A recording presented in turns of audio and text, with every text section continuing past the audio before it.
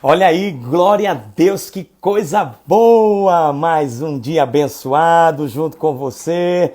Que bom poder compartilhar a palavra de Deus. Que bom poder estar junto nessa tarde, em nossa tarde de live. Olha aí, que bênção! Estou muito feliz com tudo que Deus tem feito nesse tempo. Muito feliz com tudo que Deus está fazendo e aquilo que Ele vai continuar a fazer. Graças a Deus. Estamos avançando, estamos cumprindo o propósito divino e estamos arrepiando para a glória de Deus, meu filho. Que maravilha! Shalom! Shalom, meus amados irmãos! Hoje a nossa live está muito especial. Eu vou estar recebendo, batendo um papo com uma grande bênção, um grande amigo, um grande parceiro ministerial. Olha, e uma grande mente, viu? Uma mente brilhante. Eu gosto demais desse homem, homem de Deus. Ele é da coordenação doutrinária do Ministério Verbo da Vida. Olha, que naipe, hein? Prepara. Então faz o seguinte, manda coraçãozinho aí até umas horas, meu irmão. Bota aí nessa setinha, você pode direcionar para todos os seus amigos. Sai mandando convite para todo mundo. Por quê? Porque nós vamos receber hoje, nesse nosso bate-papo, na nossa live especial, Marcelo Saraiva. Olha que bênção! Grande Marcelo, está aqui para a gente conversar um pouquinho sobre doutrina, bater um papo sobre ministério, sobre obra de Deus. Oh, que bênção, que alegria! Seja muito bem-vindo, meu amigo, meu irmão, Marcelinho, como eu gosto de chamá-lo, Marcelo Saraiva, conectando aí a sua internet. E vamos para frente, Jesus, vamos caminhando e avançando no propósito divino. Enquanto está conectando, enquanto o meu querido Marcelo está aí chegando para bater esse papo conosco, eu queria aproveitar e dizer para você, você já foi lá no nosso canal, fazer essa pergunta para você. Você já foi lá no nosso canal, no Verbo Recife Campo Grande, no YouTube? Se não foi, vá, porque tem muita coisa boa. E, inclusive, esse papo de hoje, esse bate-papo com Marcelo Saraiva, estará lá no nosso canal do YouTube Verbo Recife Campo Grande. Seja bem-vindo, meu amigo, meu irmão, homem de Deus.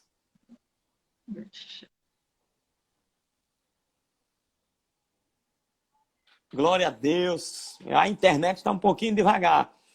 Mas você está me ouvindo bem, você está ligado aqui comigo, já está bem na expectativa, né? Eu estou também com uma expectativa muito grande da gente bater esse papo com o Marcelo Saraiva. E, meu Deus do céu, eu creio que será algo e para a glória do Senhor. Marcelo Saraiva está chegando aqui, a gente vai bater esse papo.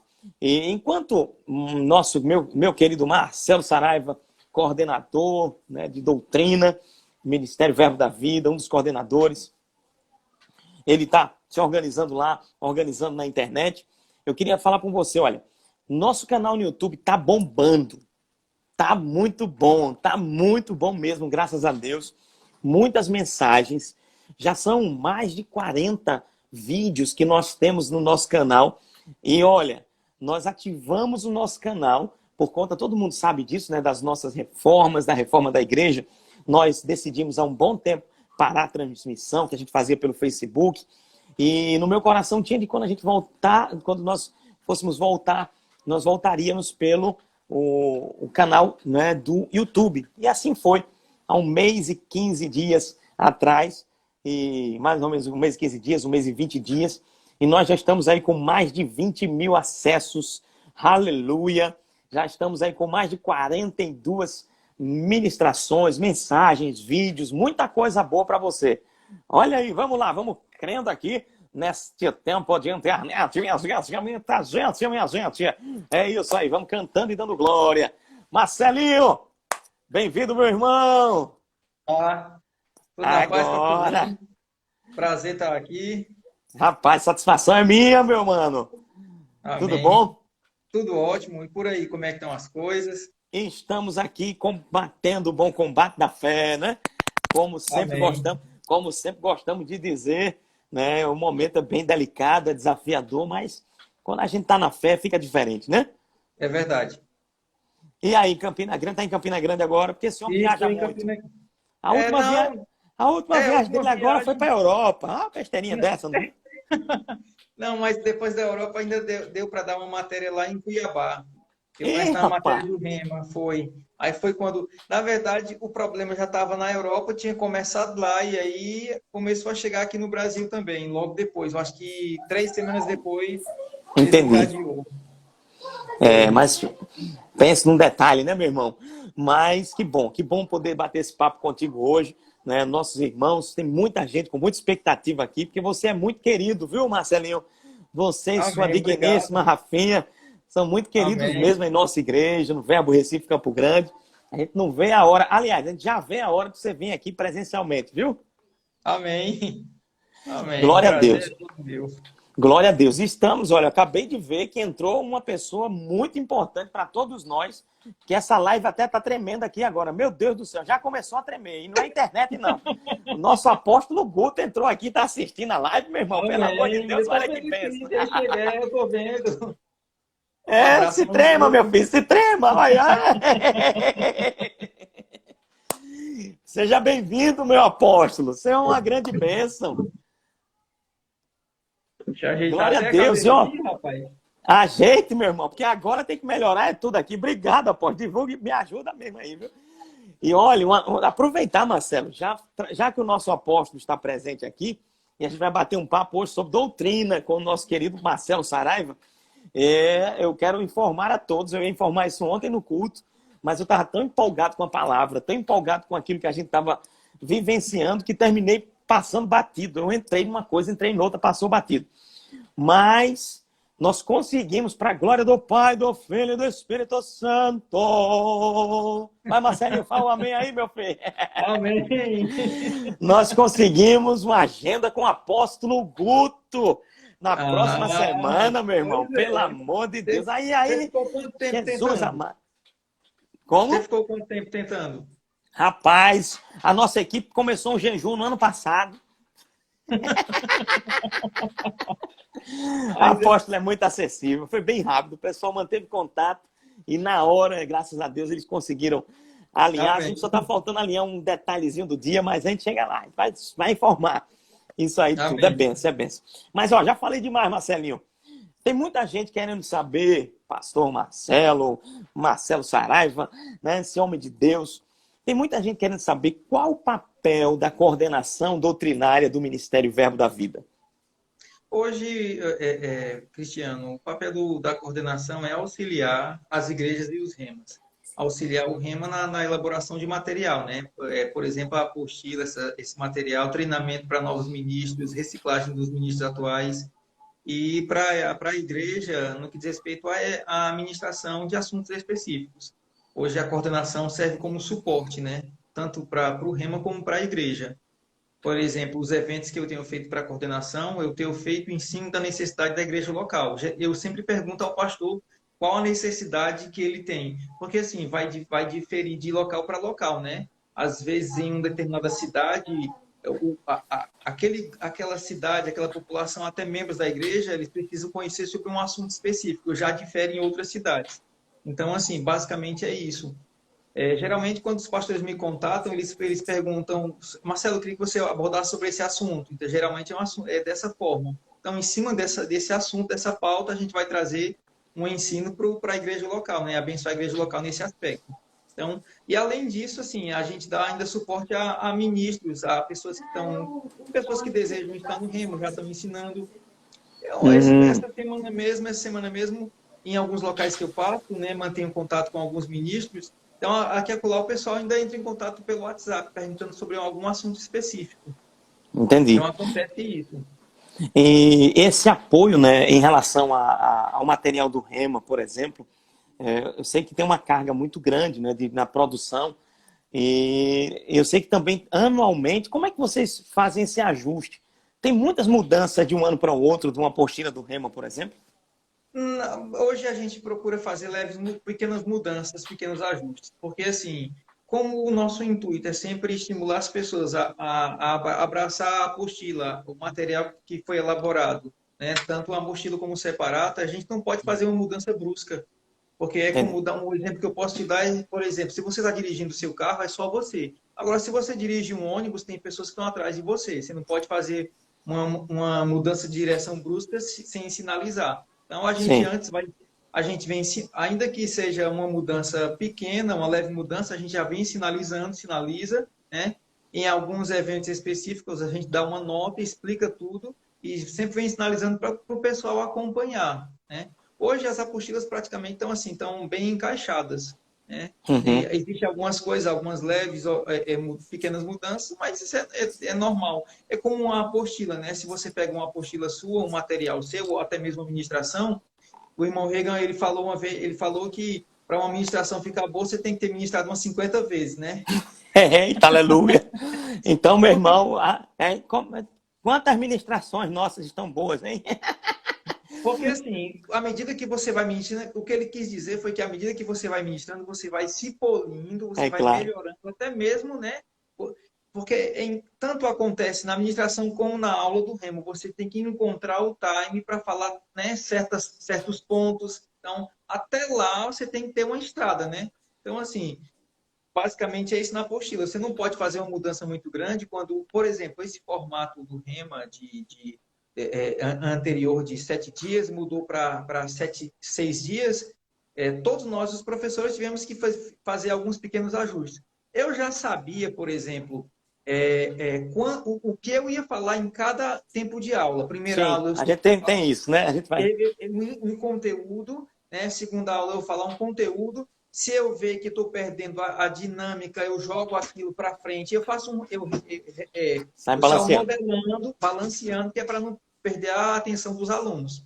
Então eu tive que reaprender quando mudou o formato, mudou a disposição, você tem que readequar. Então Isso. eu fui fazendo isso. Então por isso a gente não pode fazer uma mudança tão grande em apostila, até porque assim não tem uma necessidade tão grande, né? Então a gente faz Uhum. pequenas alterações, até mesmo em nossos esboços. Quando eu vou ver um esboço, tem coisas que eu tiro, tem coisas que eu acrescento e vou, né? Às vezes eu mantenho eu vou ministrar o mesmo assunto em outra igreja e eu mudo um pouco o assunto, então vai porque até porque é um Sim, público diferente, né? Então a entendi. gente faz isso. Se bem que a apostila a gente tenta manter um padrão, né? Uhum. É Então feito feijão, é feito feijão, né? Quanto mais vai apurando, vai passando mais tempo, ele vai ficando mais gostoso, né? é verdade, é verdade. Muito bom. Marcelo Saraiva, me diga uma coisa. É, diante de tantas linhas doutrinárias, ou de tantas doutrinas, né, que nós temos nas Sim. Sagradas Escrituras, qual a importância para um cristão estar firmado numa doutrina? Olha só, eu costumo dizer que o conhecimento da vontade de Deus, porque conhecer a doutrina de Deus é conhecer sua vontade. Um cristão que conhece a doutrina de Cristo, a doutrina neotestamentária, ele vai ter um relacionamento saudável com Deus. Por, o contrário também é verdade.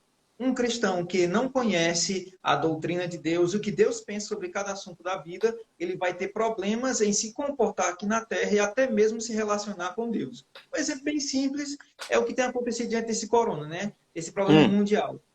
Existe, por incrível que pareça, existem cristãos atribuindo tudo isso a Deus, como se Deus fosse o responsável, né? Infelizmente. Aí o que vai implicar se eu aceito o fato de que é Deus que está por trás disso? Se eu aceito esse pensamento de que Deus é o autor dos problemas, em primeiro lugar, eu vou aceitar de forma passiva, eu não vou exercer a autoridade, porque é minha fé e a autoridade que vai mudar circunstâncias aqui na Terra, e aí eu vou ser mais uma vítima e vou ainda botar a conta em Deus, né? E como eu costumo dizer, a conta só está aumentando, porque todo mundo tem responsabilizado a Deus. Então, assim, qual a necessidade? É necessário entender o caráter de Deus, entender a doutrina de Deus, a palavra de Deus, para que eu saiba me conduzir diante da terra. Até porque a gente sabe que a gente está numa terra e é um ambiente, de uma certa maneira, hostil. Porque Satanás é o Deus desse século. Jesus 3 vezes falou que ele é o príncipe deste mundo. Né? Tem oposição, tem perseguição, então eu tenho que saber como me conduzir. E entender que o que está acontecendo aqui na terra não tem nada a ver com o que acontece lá em cima. Aquela oração de Jesus sintetiza tudo isso. A oração de Jesus, ele orou para que, do mesmo jeito que a vontade do Pai é obedecida no céu, ele orou para que a vontade de Deus fosse obedecida aqui na terra. Se o que acontece aqui na terra fosse a vontade de Deus, não precisava Jesus orar, seja feita a tua vontade na terra como é feita nos céus. Mas se ele orou, é porque ele sabia que a vontade de Deus nem sempre é feita aqui na terra. E é onde vai implicar o conhecimento correto da vontade de Deus, a doutrina correta. Assim, certa vez eu estava conversando com um irmão e ele disse, Marcelo, mas vai depender muito da visão de cada um. Concordo, porque alguns têm uma visão correta da palavra, outros têm uma visão, por assim dizer, míope, uma visão equivocada da palavra. Tem um texto que Paulo fala para Timóteo, olha só, 1 Timóteo 4,6. Paulo está exortando e estimulando Timóteo, né? Ele diz para Timóteo perseverar no ensino e no bom alimento, ensinando essas coisas, persevera no correto ensino e no alimento da palavra, né? Instrui os discípulos no correto ensino e no alimento da palavra. Então, a palavra de Deus é classificada, se assemelha a uma alimentação. Imagina só, Cristiano, você já tomou conhecimento de cristãos que se alimentaram com a comida estragada? Sim. Pessoas, cristãos ou Sim. não, comida estragada. E o que acontece? A gente conhece pelos sintomas. A mesma coisa, tem muito cristão se alimentando de Eita. doutrina estragada. Eita, meu filho. Porque se tem uma das coisas que Deus sempre ele foi insistente em falar, não temas. Se o cristão está temeroso, está inseguro, tem alguma coisa errada. Até porque a Bíblia diz que a fé ela vem pelo ouvir a palavra. Então, Isso. se eu exponho minha vida a Deus, eu vou sair mais convicto sobre Deus, mais certo. Ainda que eu tenha que fazer algum ajuste, mas eu vou ficar convicto de que eu tenho que mudar e melhorar, mas que convicto eu vou ficar. Então, assim, o grande problema é esse. E, assim, só abrindo um parênteses, já que você está falando sobre doutrina, quando Emanuel hoje está com 4 anos. E quando ele nasceu, no dia seguinte, a enfermeira falou sobre a necessidade de vacinar. E eu entendo que a vacina vai proteger, vai imunizar a criança de doenças oportunistas, vírus, bactérias. O conselho que geralmente eu dou em alguns locais, em sala de aula, para cristãos ou ministros, é o seguinte: assim que uma pessoa nasce de novo, tem que imunizá-la. E eu classifico o livro do irmão Reagan, Crescendo Espiritualmente, como a BCG Muito bom. espiritual. É bom demais. É isso aí. Porque nesse livro, o irmão Reagan ele fala sobre o cuidado que nós devemos ter com a dieta correta. Eita, o texto de Timóteo é: expondo essas coisas aos irmãos, serás bom ministro de Cristo Jesus, alimentado com as palavras da fé e da boa doutrina que tem seguido. Se toda doutrina tivesse no mesmo nível, no mesmo patamar, Paulo não colocaria a expressão boa doutrina. Porque existe a boa doutrina e a má doutrina. Existe a doutrina que nos faz entender a vontade de Deus, existe a doutrina que nos distancia da vontade de Deus. É só olhar para Jesus. O que eu estou enfrentando, como Cristo se comportaria? O que eu estou passando, tem até literaturas que falam sobre isso, né? Nos passos de Jesus, né? Então, bem antigo um livro, né? Isso, tem até as pegadas na areia. Na areia. Se eu não me engano, esse livro acho que é do Bispo Macedo. E é uma referência, quando foi lançado, né? Foi bem falado, né? É esse livro aí, né? Eu não tô lembrado do nome do autor. Nos Passos de Jesus. Mas tem um versículo também, né? Aquele que diz estar em Cristo deve andar como ele andou. Segura lá, né? Aí o que acontece? Se eu me alimento da boa doutrina, eu vou me comportar como Cristo se comportaria na ocasião. Agora, se eu tenho me alimentado da doutrina errada, eu vou ter um comportamento diferente do que Jesus teria se comportado. Ora, ser cristão subentende-se seguidor de Cristo. Isso. Ser cristão, para você ter ideia como ser cristão, até mesmo nossas palavras têm que ser igual a de Jesus, porque Pedro, quando estava lá, né, o urubu servando, Jesus foi preso, aí Pedro estava urubu servando, anota aí, hashtag aí, meu filho, urubu servando, bota aí. Aí, olha só, aí o pessoal, todo mundo denuncia, chega uma pessoa e fala, tu estava com eles. Não, tu estava não. Pedro negou uma vez, negou uma segunda vez, de repente chega uma mulher e fala, você estava assim, porque tuas palavras denunciam. O normal é nossas palavras denunciar que somos cristãos. Porque a forma de falar, o que devemos falar, assim, não custa lembrar que que o pastor Boy tem aquele livreto, né? Não fale negativo. Irmão, é verdade, irmão. Não fale negativo. Então, assim, o cristão tem uma forma de falar. Agora, eu só vou falar de acordo com aquilo que eu tenho pensado. Eu só vou pensar de acordo com aquilo que eu tenho aprendido. Então, Isso. uma coisa vem puxando outra, né? E por isso que é importante. E assim, Cristiano, uma das coisas que o irmão Rega sempre enfatizou foi o evangelho pleno, a plenitude do evangelho.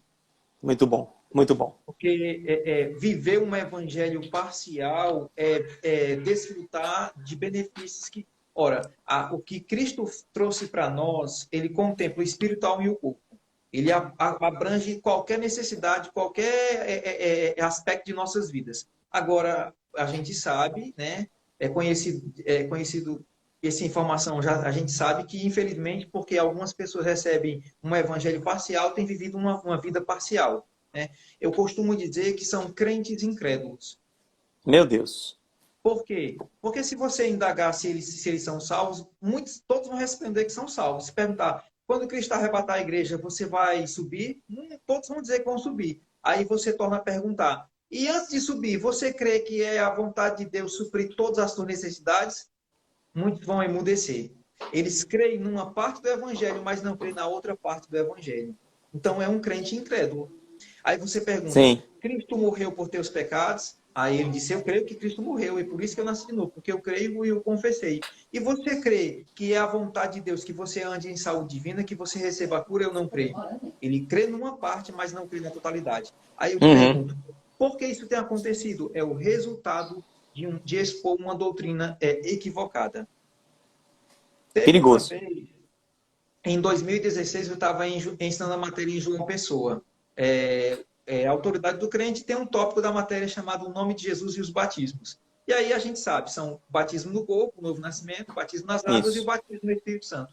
Eu dei uma ênfase maior ao batismo no Espírito Santo, perguntei se na sala tinha alguém que não era batizado, tinha mais ou menos 8 pessoas. E eu falei, vocês vão ter o conteúdo, chegar em casa, lê e medita, passa o dia lendo e meditando, no dia seguinte, continua lendo e meditando, vem para a aula e eu vou impor as mãos e vocês vão receber. Ok? Ok. Dito e feito, na aula seguinte, comecei a dar um aviso, de repente um aluno me interrompe. Peraí, professor, a gente não vai orar não? Calma. Foi o primeiro a receber. Toquei na cabeça dele, ele começou a falar em línguas. Terminou a aula, ele veio conversar comigo e disse, professor Marcelo, graças a Deus porque o senhor ensinou a palavra. Porque eu sou crente há 47 anos e não tinha o batismo no Espírito Santo. Meu Deus. Aí eu perguntei, mas por que o senhor ficou 47 anos sem o batismo no Espírito Santo? Porque eu ouvi de púlpitos que não é para todo. Oh, meu Deus. É Ele sério. ficou 47 anos furtado de uma bênção espiritual porque expôs a vida a uma doutrina errada. Então, doutrinas erradas, assim, a gente aprendeu que uma das maiores ladras das bênçãos de Deus são as dúvidas. Só que as dúvidas são o resultado de doutrinas erradas.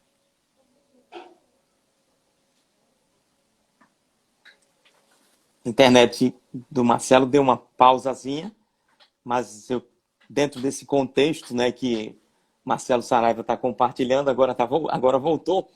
Dentro disso aí, o apóstolo Guto botou uma frase aqui que eu queria destacar.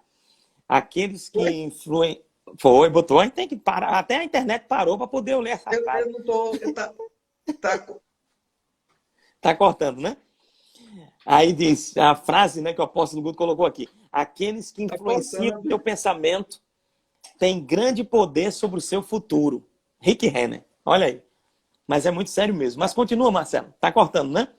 Mas pode continuar. Picotando. Tá picotando. Todo mundo tá ouvindo bem aí? Tá ouvindo o Marcelinho aí também? Mas pode continuar. Tá conseguindo ouvir? Glória. Glória a Deus. O pessoal tá me ouvindo bem? Se tiver me ouvindo bem, a gente vai fazer o seguinte. Marcelinho, tu sai e tu volta já já. Ó, o pessoal tá dizendo que tá me ouvindo bem. Sai e volta. Ok, eu vou sair então, aí depois eu volto. Agora, vai e volta, rapidinho. Nós estamos... Estão te ouvindo, estão me ouvindo também. Disseram aqui que estão ouvindo. Estão ouvindo? Então continua. Vamos embora. Continua o seu exemplo que você estava compartilhando. É. É melhor sair e voltar, meu filho. Tá cortando. Vá, sai e volta. Glória.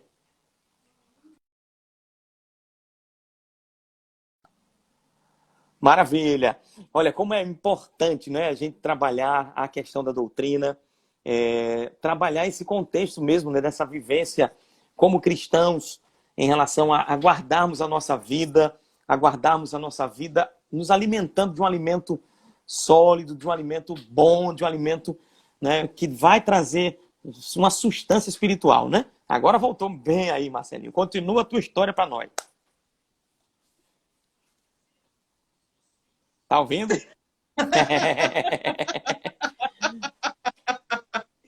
Rapaz, eu estou É, usando aqui, ó. Eu tenho 100 mega de internet, tá aqui na banda 5G, na banda mais veloz e mesmo. né? Isso é o inimigo. O inimigo tá tentando mexer nessa banda aí, mas tá repreendido, em nome de Jesus. Pode seguindo, pode seguindo. A gente tá te ouvindo bem.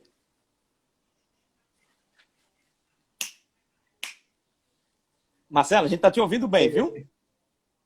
Tá, então vamos continuar. Agora Vá eu que continuando. não tô ouvindo, eu que não tô te ouvindo. E é? É a... Após nós não acho que estás na banda. Da... Bom, pode seguir, a gente tá te ouvindo, viu? Rapaz, eu tô vendo só os comentários aqui. Vá seguindo, a gente tá te ouvindo bem.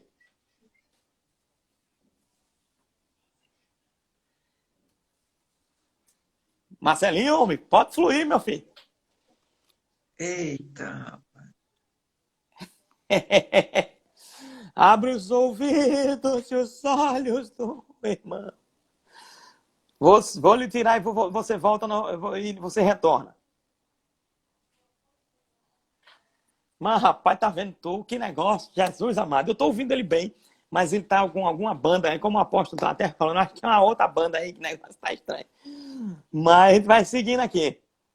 Muito bom, muito bom. O pessoal tá pedindo para eu repetir a frase do apóstolo Guto. A frase do apóstolo Guto é sobre a questão da influência, né? Se a gente tem a influência certa, meu irmão, verdadeiramente a gente vai seguindo a bênção no futuro. Aqueles que te influenciam ou que influenciam o teu pensamento têm poder de influenciar sobre o seu futuro. E é por isso que a gente tem que estar bem firmado na sã doutrina, entendendo bem, sabendo que alimento a gente tem recebido. Isso é muito sério, isso é muito importante para nós. E estamos com o Marcelo Saraiva, ele que é um dos coordenadores de doutrina do Ministério Verbo da Vida. Agora voltou, tá ouvindo bem, né, meu irmão? Ah, tá ótimo agora. É o Agora, fio tá muito pronto. entupido Aí aí. Jesus. É Era um como o fiozinho povo aí. fala, o fio tá muito entupido. É. Mas continue, meu irmão. Tava muito interessante a sua abordagem. Então, assim, a questão da exposição à doutrina correta. Eu não estou Isso. lembrado, eu acho que é o livro Crescendo Espiritualmente. O irmão Reagan comenta de um cristão, né? Ele recebeu uma proposta para morar em outra cidade e para ganhar, na época, US$ 50 a mais. E aí o irmão Reagan perguntou, abençoado, nessa cidade tem alguma igreja que pregue o evangelho pleno, o evangelho em sua plenitude, a totalidade da realidade em Cristo? Aí ele disse, não, pastor Reagan, isso não importa não, o que importa é que eu vou ganhar US$ 50 a mais. Na época, US$ 50 era um valor considerável, né? Aí o irmão Reagan disse, abençoado, deixa eu te dar um conselho. Quando você chegou aqui, você e sua família viviam doentes, gastavam uma fortuna com medicamentos, viviam para baixo, a Olha qualidade de aí. vida de vocês não era boa. Só que vocês começaram a ouvir uma mensagem que te colocava para cima. Você e sua família mudaram, você não gasta mais uma fortuna com medicamento, nem vive mais doente como antigamente. Pouco vai servir você ganhar US$ 50 a mais se você vai deixar de ouvir uma mensagem que te coloca para cima. E, Meu infelizmente, Deus. é isso que acontece. Né? Por exemplo, para você ter ideia, quando a gente vai lá para Hebreus, falando sobre é impossível, pois que aqueles que experimentaram, né, tiveram revelação, provaram dor celestial, a boa palavra de Deus. Espera aí. Quer dizer, então, que existe esse patamar, esse nível de experimentar a boa palavra de Deus eu pensei que todo cristão estava experimentando a boa palavra de Deus, mas não. Nem todo cristão tem experimentado a boa palavra de Deus. É um nível, se a gente for ver, são patamares de profundidade em Deus, por assim dizer, né?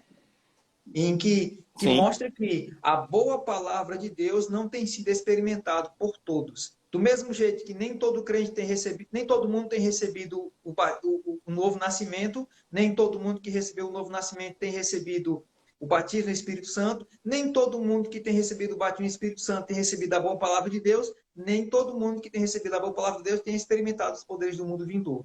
Então, são, né, níveis. Então, assim, nem todo cristão tem experimentado a boa palavra de Deus. Claro, é aquela coisa, Isso é né? sério. Se a gente for ver, a Bíblia diz que os 5 dons ministeriais foram colocados para que haja um amadurecimento na igreja. É um Sim. cristão que não congrega, que não expõe a vida a essas 5 unções, ele vai deixar de ir para o céu? Não, ele vai para o céu, só que ele vai deixar de crescer espiritualmente. É um fato. Ele não vai sair da meninice, não vai sair. Por quê? Porque foi através da mensagem, do ensino dessas 5 unções que Deus criou e fez com que o cristão crescesse espiritualmente. Expondo a vida a mensagem dessas 5 unções, né? Então, é importante o conhecimento doutrinário correto, é importante conhecer o caráter de Deus, conhecer a palavra de Deus, de fundamental importância. Sempre Muito bom. quando eu vou, dependendo da matéria do Rema, a gente encaixa isso. Eu cito 4 textos que ligam conhecimento à qualidade de vida, né? A palavra diz: o meu povo perece porque ele falta conhecimento. Conhecimento. Daniel fala que o povo que conhece seu Deus é forte e fará proeza. Pedro diz: graça e paz são multiplicadas. Não é adição, é multiplicação, né? 5 mais 5 Olha. é 10. Agora, 5 vezes 5 dá 25, né? É diferente. Uh! A graça e a paz. Eu pergunto, nessa pandemia, nesse problema mundial, tem muitas pessoas que a graça e a paz o tanque está no reserva. Estou falando de cristãos. Sim. Agora, o tanque fica cheio se eles começarem a expor a vida ao conhecimento da palavra, ao ensino da palavra, ao ensino correto. Porque a graça e a paz são multiplicadas no pleno conhecimento de Deus, nosso Salvador Jesus Cristo. E João 8,32. Conhecereis a verdade e a verdade vos libertará. 4 textos que ligam conhecimento à qualidade de vida. É Isso. impossível eu conhecer a Deus e minha vida ficar da mesma forma. É impossível. Se for um conhecimento, quando eu falo conhecimento, eu estou falando do pleno conhecimento, de epignose, não é o conhecimento, o gnosticismo, não. O conhecimento, o contraste que João fez, né? Daquele conhecimento natural ao novo conhecimento. Não, é o conhecimento revelado, aquilo que o Espírito Santo e o conhecimento revelado sempre vai nos impulsionar a praticar a palavra. Muito bom. Perfeito, perfeito, Marcelo. Nesse contexto de doutrina, nós vivemos num mundo muito dinâmico. Sim. Sabemos que falsas doutrinas, elas não são, muitas vezes, né, elas vêm como ondas até, né, mas elas parecem até ser doutrinas novas, ou falsas doutrinas novas, mas muitas vezes elas já estão lá, até lá na história mesmo, né? Quando a gente vai lá para a história da igreja, a gente vai ver quantas heresias elas já vêm, olha, processando de séculos em séculos, elas só vão mudando de nome, né? O título ela muda um pouquinho. Muda a embalagem, mas Hoje, o conteúdo é o mesmo. muda a embalagem, muda a embalagem. Hoje, nesse aspecto doutrinário, eu sei que você anda muito, você viaja muito, muitas pessoas vêm tirar dúvidas e você vê muita coisa aí também. Hoje, no contexto da igreja cristã no Brasil, qual a falsa doutrina que está bem mascaradazinha, que tem feito muita gente entrar, cair e sofrer o dano, comendo como um alimento, como você até falou, né? Como um alimento estragado, depois vai bater no hospital. Você poderia identificar para nós algumas destas, que até podem ser antigas, mas hoje até estão com uma nova roupagem? Eita, papai, pega aí. Eu constatei isso ano passado, ensinando no Rema e na Escola de Ministros. Sim. Essa predestinação incondicional, essa eleição incondicional, o novo calvinismo, né? O ultracalvinismo, como você falou, essas doutrinas são cíclicas, né? Sim. De tempos em tempos, Aí eu vou buscar na literatura do irmão Reagan. O irmão Reagan fala, é responsabilidade dos ministros mais velhos orientar os novos a ter cuidado com essas doutrinas erradas. Por que tempos e tempos estão voltando? Por que É. eu classifico? Por quê? Porque quando os cristãos, eu não estou lembrado, eu não ensino a matéria História da Igreja, né? Mas vamos lá, estamos aqui. Mas, assim, quando os cristãos, quando uma fase da igreja foi afetada por essa doutrina da salvação, ora, se eu sou salvo, e a Bíblia garante nossa salvação. Quem garante nossa salvação? É Deus. Só salvação garantida. Eu vou brincar com o pecado.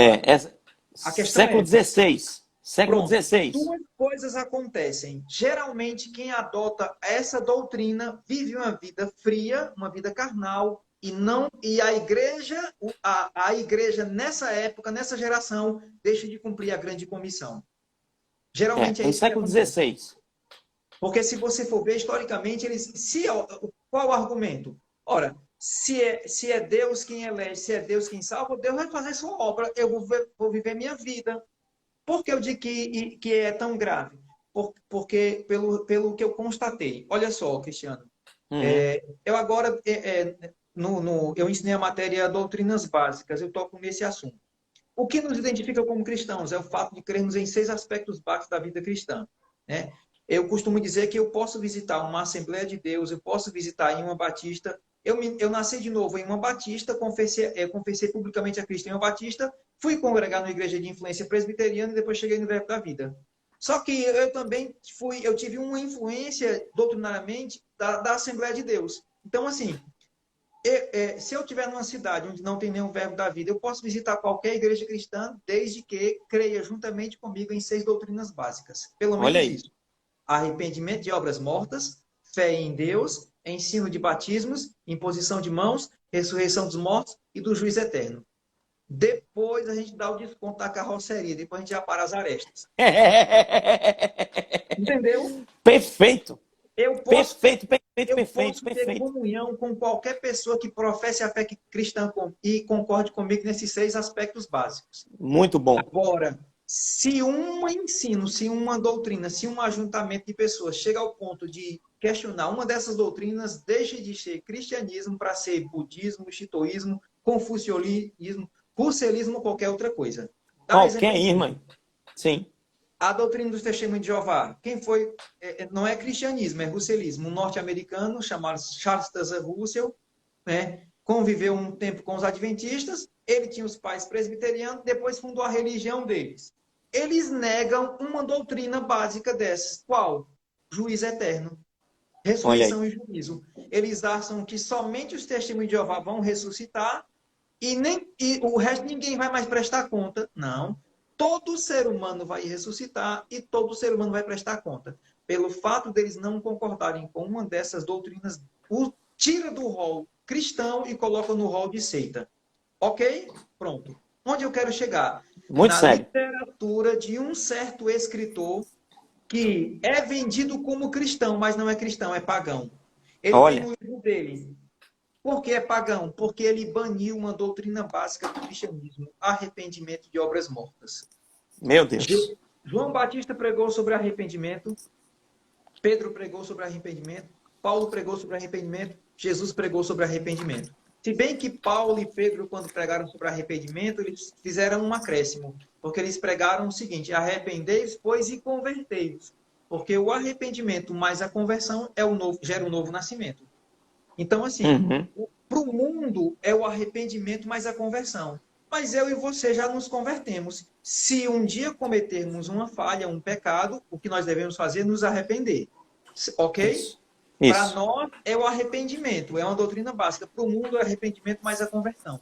Aí no livro tem um abençoado que escreveu que o sangue de Jesus nos purifica automaticamente. É como uma cachoeira que nos limpa automaticamente. Aí eu te pergunto, existe crente autolimpante? Hashtag fica a pergunta aí. O crente vai pecando e as coisas vão se resolvendo por si só. O crente vai pecando e as coisas vão se resolvendo. Meu Deus, é sério. O que acontece e olha só, é tamanha gravidade, Cristiano, que há 4 anos eu estava em Curitiba, estando no Rema. Aí um irmão veio conversar comigo, falando sobre esse ensino, né?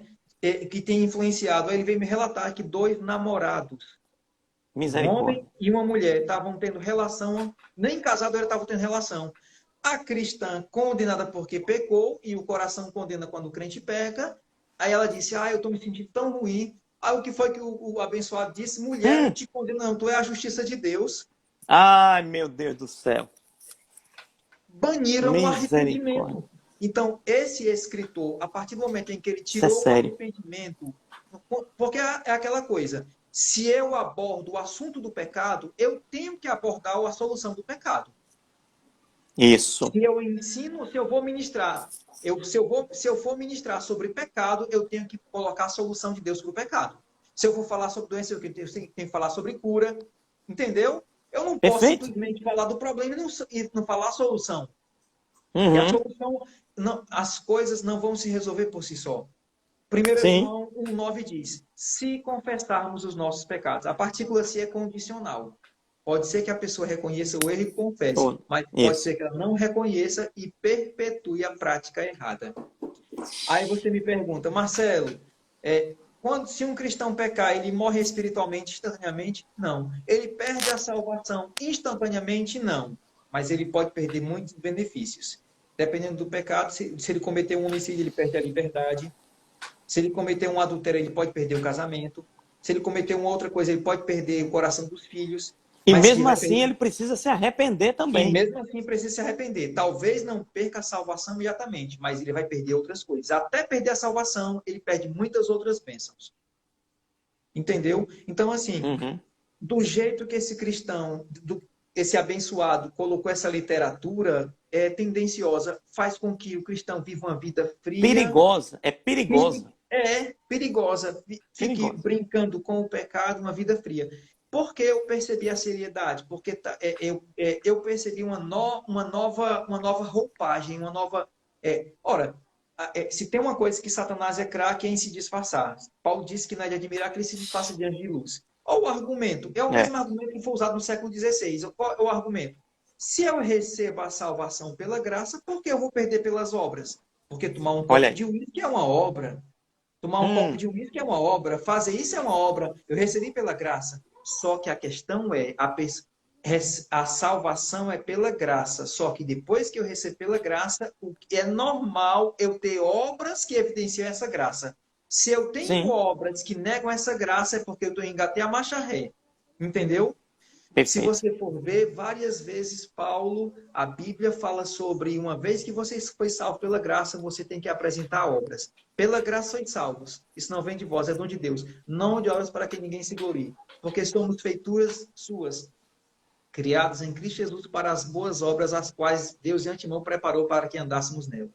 É uma linha tênue, entendeu? É isso Mas é o aí. problema, sabe o que é, Cristiano? Eu percebo, do mesmo jeito que as avaliações do Rema, você cria uma afirmativa, uma afirmação verdadeira e coloca uma vírgula e coloca uma mentira, se você colocou um erro no final, depois da vírgula, tornou toda a frase mentirosa. Mentira. Perdeu? É F.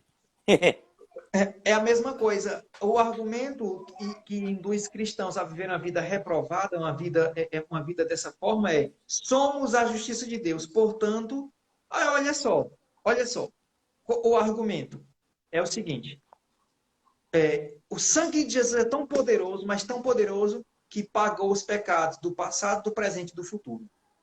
Aí o cristão, você sabe que o crente é rápido em pensar. Peraí, se o sangue de Jesus pagou o pecado do passado, do presente e do futuro, eu tenho um crédito pré-aprovado, eu posso pecar, não vai acontecer nada. Só que Mas a cai, conta chega, irmão. mas aí, olha só o que diz em Hebreus. Hebreus fala, se vivermos deliberadamente em pecado. Então eu saio de um patamar e entro em outra categoria. O viver deliberadamente em pecado vai desencadear consequências.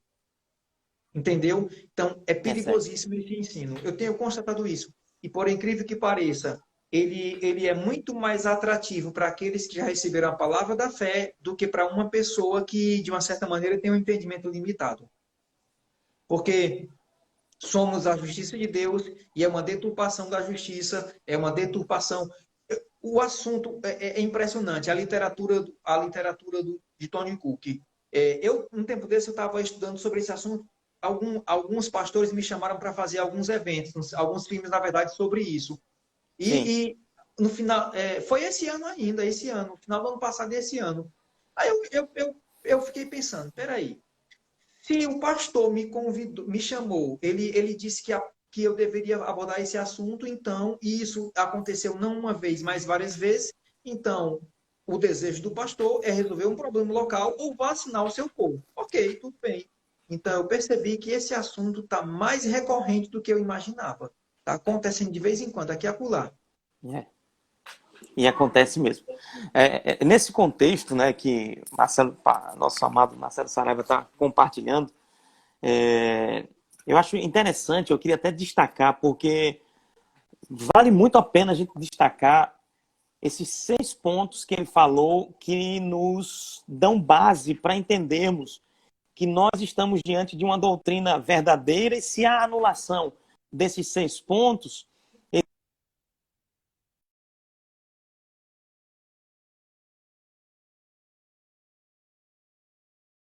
tá? Isso é extremamente bíblico que Marcelo Saraiva acaba de colocar, que se encontra inclusive em Hebreus capítulo 6. Né? No capítulo 6, a partir do versículo 1, e ele vai chegar a citar mesmo passo a passo em relação a esses pilares, né? Sobre o ensino de batismos, imposição de mãos, ressurreição dos mortos, juízo eterno, né? Então, arrependimento de obras mortas, a fé em Deus. Então, esses princípios, eles não podem ser retirados em hipótese alguma da nossa vida, da vida do cristão.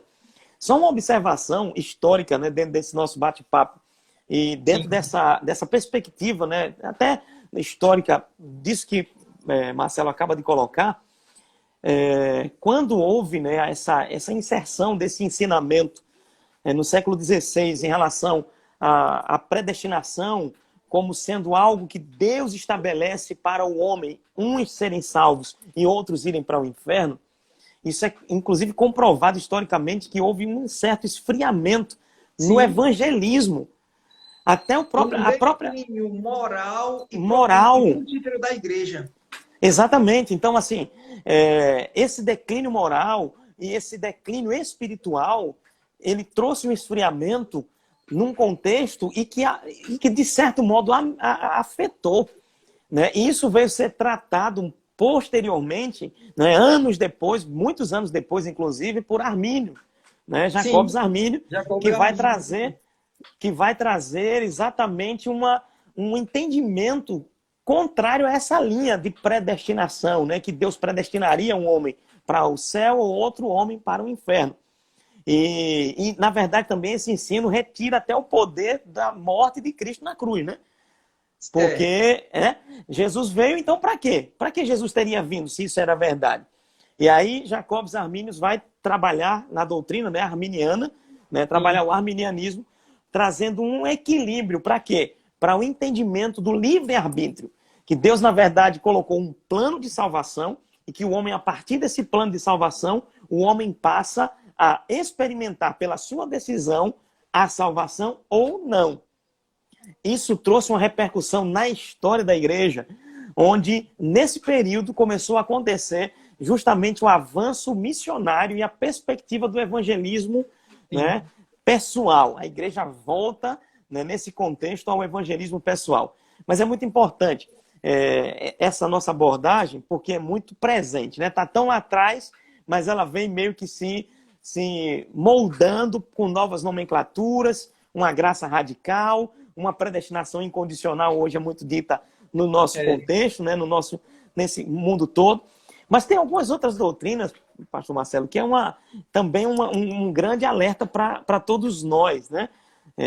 Por exemplo, pessoas que querem justificar um comodismo espiritual ou natural, né, ou o fato de não querer fazer certos sacrifícios e colocam o seguinte, dizem, não, mas Jesus já pagou todo o preço, eu não preciso dizimar, eu não preciso ofertar. Alguns chegam a dizer que, por exemplo, nessa pauta de dízimo, chegam a dizer que, não, o dízimo não é do Novo Testamento. O dízimo é daquela fase, né, ali atrás, no Antigo Testamento, mas não seria para hoje. E aí eu quero perguntar ao nosso querido professor Marcelo, coordenador doutrinário do Ministério Verbo da Vida, dízimo é para o Novo Testamento ou não? Olha só, eu costumo perguntar o seguinte: de quem é o dízimo? É do Antigo ou do Novo Testamento? O dízimo é de Deus. Tanto no Antigo como no Novo, através das alianças ou dispensações, a Bíblia mostra que pessoas davam dízimos e ofertas de coração a Deus. Ok? E porque a grande confusão tá porque as pessoas, o que é que elas pensam? Elas sabem que houve uma ruptura do judaísmo com o cristianismo, houve ruptura, né? Mudou o sacerdócio, mudou a forma de adoração, mudou tudo, né? Então, assim, bem, aí elas pensam, se o dízimo era da lei e Cristo nos resgatou da maldição da lei, consequentemente nos resgatou do dízimo. E o que vai confundir algumas pessoas é o fato de que Paulo não abordou sobre esse assunto. Paulo, quando ele foi falar sobre o dízimo no Novo Testamento, ele mudou a nomenclatura, terminologia, fraseologia, ele mudou a forma. Paulo ele não disse a palavra dízimo, essa palavra proparoxítona. Não, Paulo ele falou sobre o direito ministerial. Quando a gente vai lá para 1 Coríntios, capítulo 9, Paulo ele começa a falar, e ele costumeiramente ele faz isso, né? Perguntas retóricas. Ele pergunta sabendo que as pessoas já entendiam a resposta. Será que eu não tenho o direito de deixar de trabalhar? Claro que eu tenho. Será que eu não tenho direito a isso? Será que eu não tenho direito àquilo? Será que somente eu e fulano não temos direito de nos casar? Ele começa Uhum. argumentando. Aí ele fala: a minha defesa perante os que me interpelam é esta. Então, Paulo estava defendendo um direito a muitas coisas. Um direito a uma vida como uma vida confortável como qualquer outra pessoa, a uma remuneração. Aí Paulo ele Uhum. vem argumentando, aí ele vem explicando isso. É interessante que esse princípio, por exemplo, se nós vos semeamos coisas espirituais, será muito poder de vós bens materiais? A gente encontra esse princípio descrito por Paulo 4 vezes na Bíblia, no Novo Testamento. 4 vezes, de forma diferente, com uma leve mudança, mas ele fala sobre o princípio. Aí ele diz, ele começa a falar sobre os que prestam serviço sagrado. Peraí, serviço sagrado está falando sobre o templo lá no Antigo Testamento. Se Paulo, no Novo Testamento, reforça uma ideia que está no Antigo Testamento, então Paulo ele está buscando a verdade que está lá, está trazendo para o Novo, ele está linkando. Não tem. Uhum. Ele, agora, se você observar o contexto em que ele apresenta isso, quando você vai lá para o Antigo Testamento, está falando sobre dízimos, está falando sobre aquele que vive do altar, ele vai receber dízimo dos seus irmãos. A Sim. questão é essa, que Paulo ensinou sobre o dízimo no Novo Testamento, mudando a nomenclatura, falando sobre direito ministerial. E eu quero puxar para o que a Bíblia adverte quanto à questão de a Bíblia fala duas coisas. A Bíblia fala sobre cobiça e avareza. A avareza é apego ao seu dinheiro. Cobiça é apego ao dinheiro dos outros. E tem uma leve Uhum. mudança, né? Mas, assim, a Bíblia fala sobre isso. Eu vou dar um exemplo bem simples daquele jovem rico, né? Porque se você for ver, em todas as dispensações, as pessoas, uma das formas de você mostrar o seu amor a Deus era contribuir. Naquela época, uma das formas de mostrar a obediência a Deus era sacrificar. Hoje você não tem que pegar um amontoado de dinheiro e botar fogo. Não, você não tem que fazer isso. Você tem que Uhum. ser fiel em sua igreja. Mas a gente vai chegar lá. Tem uma passagem que Paulo fala sobre quando ele recebeu uma oferta dos irmãos filipenses. Paulo disse que a oferta chegou nas mãos dele, mas subiu como aroma aprazível e aceitável a Deus. O dinheiro chegou nas mãos de Paulo, mas quem se agradou foi Deus. Por que eu digo isso? Porque algumas pessoas argumentam, eu não vou dar dinheiro para pastor coisa nenhuma. Bem, os irmãos filipenses não tiveram esse pensamento, porque eles sabiam que o dinheiro ia chegar nas mãos de Paulo. Sim. Não é verdade? E Paulo Uhum. disse que aquilo que eles fizeram subiu como um aroma aprazível e aceitável a Deus. Voltando para o jovem rico. Aquele jovem rico chega para Jesus e diz, bom mestre, o que farei para herdar a vida eterna? Aí Jesus disse, por que me chama de bom? Bom, eu só sou bom, né, parafraseando, eu só sou bom porque eu tenho comunhão com Deus que é bom. Conhece os mandamentos? Aí ele disse, quais? Não matarás, não adulterarás, não fornicarás, não levantará falso testemunho, honra o teu pai e a tua mãe. Né? Aí o jovem disse, desde a mocidade, usando a expressão nordestina, rapaz, engatinhando, eu já fazia essas coisas. Eu já É, praticava isso. Propositalmente, Jesus deixa para falar o primeiro e principal por último. Quando a gente pega o Decálogo, os 10 mandamentos, a gente sabe que amar a Deus sobre todas as coisas é o principal. sim, Propositalmente, Jesus deixa para falar o principal por último. E observe que Jesus tinha dito: pega todos os teus bens, vende, dá aos pobres e me segue, terás um tesouro no céu. Jesus muito falou bom. isso. Jesus deixou para falar o primeiro e principal mandamento por último: ama mais a Deus do que a riqueza. Aí, Cristiano, eu te pergunto, se Jesus Cristo aparecesse para você, uma visão aberta, e Hum, dissesse: meu querido, olhe para mim agora, eu quero que você pegue tudo que você tem e dê para a igreja. Você ia orar, conversar com a sua esposa, conversar com seus filhos. Meu amigo, é compreensível quando Deus pede tudo e a pessoa, ela, como a gente diz, bate pino, rói a corda, entendeu? É compreensível. Eu entendo, eu compreendo aquele homem, se bem que ele sim. amava mais a riqueza, mas amava mais dinheiro do que a Deus, né? Ele amava mais dinheiro do que Uhum. a Deus. É compreensível quando se pede tudo não se dá. Agora, o que não dá para entender é quando Deus pede 10%. Olha aí, É um apego maior do que aquele homem. é sério. Aí chega lá em 2 Coríntios, Paulo disse: ele morreu por todos, para que todos os que vivem não vivam mais para si, mas para ele que por nós morreu e ressuscitou. É responsabilidade de todo cristão ser o mantenedor da obra em que ele congrega. Amém. Se eu sou apacentado, se eu sou pastoreado, se eu sou alimentado, se é lá que eu vou crescer espiritualmente, se é lá que eu vou receber palavras que têm me fortalecido, que têm me dado força e entendimento para que eu enfrente os desafios, eu não vou ser grato e não vou contribuir, ser fiel com dízimos e ofertas. É isso Então, mesmo. assim, infelizmente, aí as pessoas perguntam: ah, Marcelo, mas nessa pandemia, você. Ah, aquela coisa, o dízimo é proporcional. Cristiano, Deus é poderoso. E é Se princípio, você, meu irmão. olha só, se você for ver, quando Jesus chegou, uma das primeiras pregações que Cristo trouxe foi confiança em Deus. Só que o cenário político era o povo de Israel estava sendo subjugado político e financeiramente pelo Império Romano. Isso. Se a gente for ver, essa tensão que a gente está enfrentando por causa do corona era a realidade daquela época. A igreja perseguida.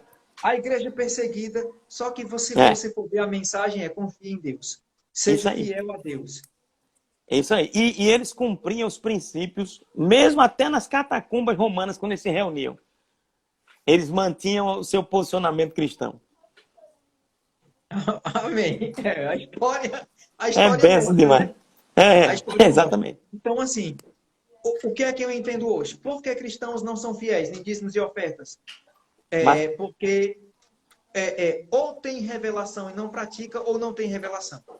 é isso mesmo. Só que aquele que Ó, tem revelação e não pratica é mais grave, entendeu? é sério.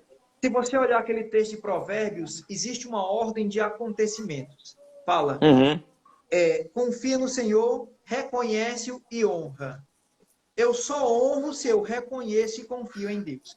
Por que alguns cristãos não são fiéis? Porque não estão honrando e não honram porque não confiam. É Se isso aí. eu confio em Deus, ora, rapaz, se Deus criou o céu, a terra e o mar, se Deus criou tudo isso, se Deus tem sustentado a Via Láctea, se Deus sustentar a terra, será que ele não tem poder para suprimir necessidades? Então, assim, É é isso falta de mesmo. confiança em Deus, não ser fiel em dízimos e ofertas. Então, Eita, rapaz. buscar, arrematando, né, concluindo. Paulo ele não ensinou sobre o dízimo de forma escancarada no Novo Testamento. Ele usou a terminologia ou fraseologia ou nomenclatura direito ministerial. Sim, Ele usou esse termo, né? Ele falou que, se a gente for observar, toda obra de Deus, em qualquer época, em qualquer lugar, foi mantida por dízimos e ofertas de pessoas que deram de coração. muito A bom. partir do momento em que se levantou um serviço ministerial, a manutenção daquele serviço era custeada pelas pessoas que eram assistidas por aquele serviço. Muito bom. Marcelinho, 20 segundos, meu irmão. A gente vai encerrar essa live. Meu Deus do céu. Muito obrigado pela sua participação. Muito obrigado pela participação de todo mundo aí, ó. Apóstolo Goto, o Wilma, Alex, Sérgio, muita gente. Tiago, Bob, uma galera grande aqui participando. Obrigado, viu? Dá teu tchauzinho aí. Estamos Obrigado, encerrando.